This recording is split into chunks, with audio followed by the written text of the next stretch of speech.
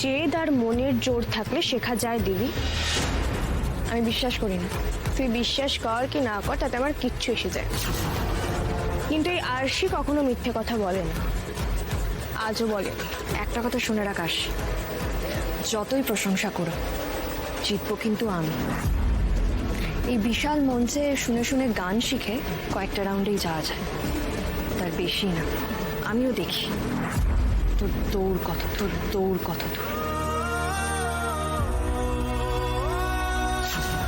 তোকে আমি কোনোদিনও নিজের কম্পিটিটর ভাবিনি দিদি, তুই যে আমার নিজের দিদি। কিন্তু তুই যা শুরু করেছিস, এরপর আমিও এই কম্পিটিশনে তোকে 1 ইঞ্চিও জায়গা ছাড়বো না। হতে পারে তুই গান শিখেছিস, আমি শিখিনি, কিন্তু যোগ্যতার মাপকাঠি শিক্ষায় নয়, পারফরমেন্সে। তুই এখানে গান গাইতে এসেছিস আমাকে হারাতে, কিন্তু আমি গাইতে এসেছি আমার পরিবারের জন্য, আমার স্বামীর পাশে দাঁড়ানোর জন্য। আমি জানি এই শোতে জিতলে আমি যে টাকাটা পাবো তাতে চ্যাটার্জি বাড়ির হাল ফিরবে। আমি তাই এখানে লড়তে এসেছি। এই কম্পিটিশনে আমিও তোকে 1 ইঞ্চি জায়গা ছেড়ে দেব না।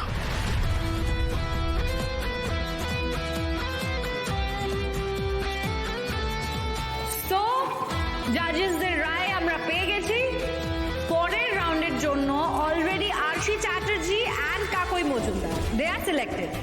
ওরা ছাড়া বাকি যে 6 জনকে সিলেক্ট করা হয়েছে তাদের নাম এবার আমি একে একে ডাকবো। Excited everyone?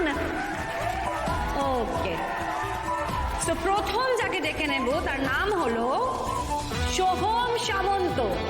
একটু জোরে হাততালি সবাই। Thank you.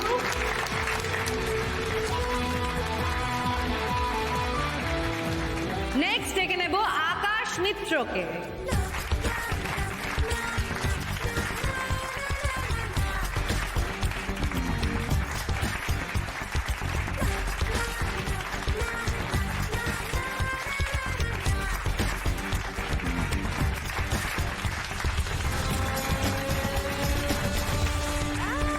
নাইস।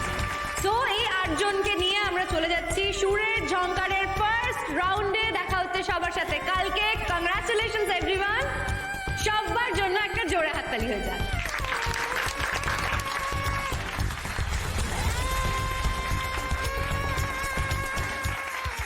আরশি,